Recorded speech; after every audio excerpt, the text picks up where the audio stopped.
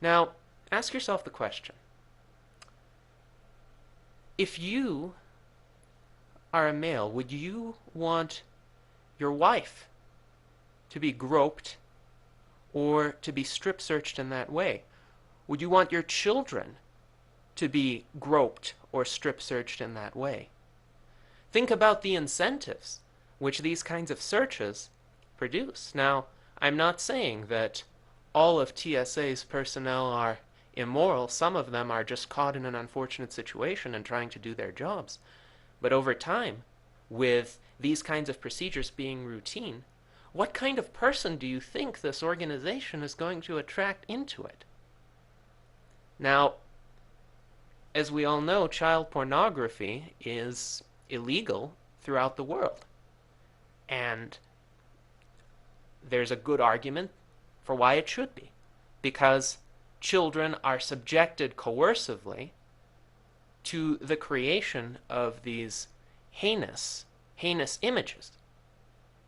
But now, when children pass by the thousands through these machines, certain individuals can see images of a pornographic nature of children, some of whom might be your children, with impunity, getting a paycheck for doing so. What sort of situation have we come to?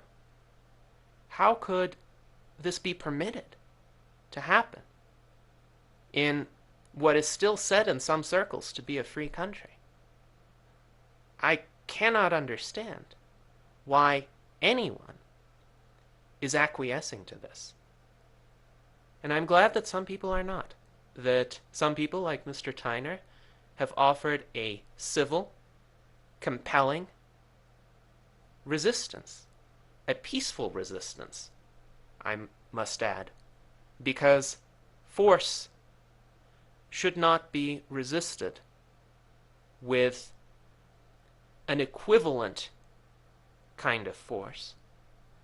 There's a time and a place for retaliatory force, but I don't think now is the time. I think this situation is a situation where public opinion and public pressure needs to be brought to bear. Some of the elected officials in this country are listening. The state representatives of New Jersey have voiced protests against the installation of these virtual strip search machines in airports. Well, this is a good first step. Perhaps more individuals should speak up. More individuals should refuse to fly, find alternative means of transportation. More individuals should complain to elected officials, should publish articles, videos, audio commentary, anything they can to illuminate the genuine horrors of this situation. While little pain is being inflicted immediately, though I can't imagine those pat-down searches are comfortable, this could be considered a kind of psychological torture. And what's more, it does nothing to stop terrorism. It does nothing to deter terrorists. A terrorist who is sufficiently determined will find a way around this ineffectual measure, as terrorists have found ways around prior ineffectual measures. All this does is randomly or systematically take innocent individuals, people who are just trying to get from one place to another, and humiliate them. This is called security theater. There's a lot of fanfare to it. There's a lot of visibility to it. It's made as dramatic as possible and as inconvenient as possible, so that people think, well, at least the government is doing something to keep us safe. Well, it isn't. It's all show. It's all smoke and mirrors to delude what the TSA and its overlords believe are uneducated, ignorant people who are easily mollified by theater, by show.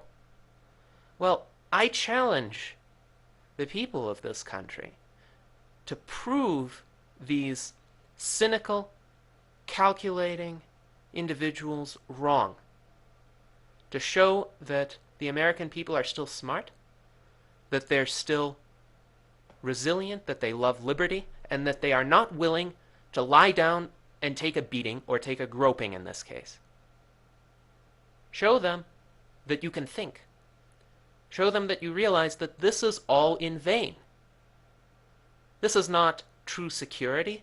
This produces no tangible benefit. This just humiliates you and your family and infringes upon every principle of morality and civilization. You can follow the path of Mr. Tyner, challenge them at the airports, or you can follow a path, I suppose, of less resistance. Don't travel by air. Find another way to travel. Travel by car, travel by train, travel by boat. But your freedom and your dignity are too important to submit yourself to perverts and thugs. And this is, unfortunately, what this country is turning into. A land not of the free or of the brave, but of the oppressed and of the slave. So thank you, Mr. Tyner, for spreading the word about this. And certainly, I would not want to be in the position of a person facing a $10,000 fine.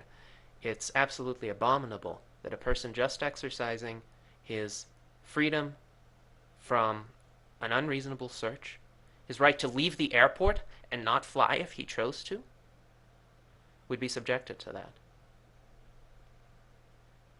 But perhaps some of the individuals currently in power will stop and think again. Not that there's much historical precedent for optimism in this, but who knows? In any case, what's important is that the sanctity of the individual be upheld.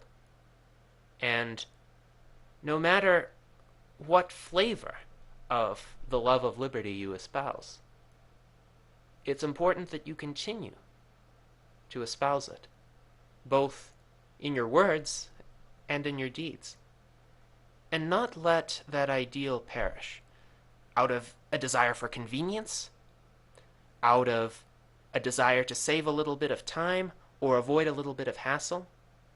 You can plan your life in such a way that this kind of oppression doesn't need to happen to you. People throughout history have overcome much worse, have escaped much worse, have escaped from tyrannical regimes, or have managed to live in such a way as to minimize the presence of those regimes in their lives.